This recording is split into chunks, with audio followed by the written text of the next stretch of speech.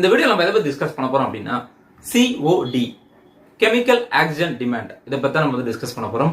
So அதுக்கு முன்னாடி பாத்தீங்க அப்படின்னா பொதுவா ஒரு அதாவது வாட்டர்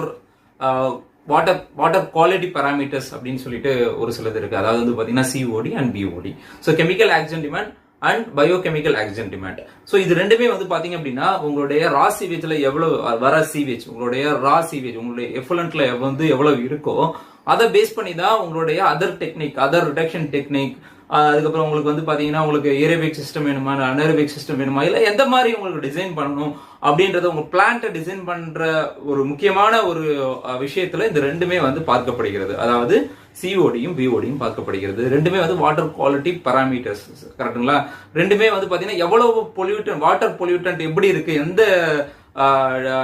பொசிஷன்ல இருக்கு அப்படின்ற சொல்லக்கூடிய ஒரு விஷயம், ஒரு பாராமீட்டர் தான் இந்த COD and BOD. So already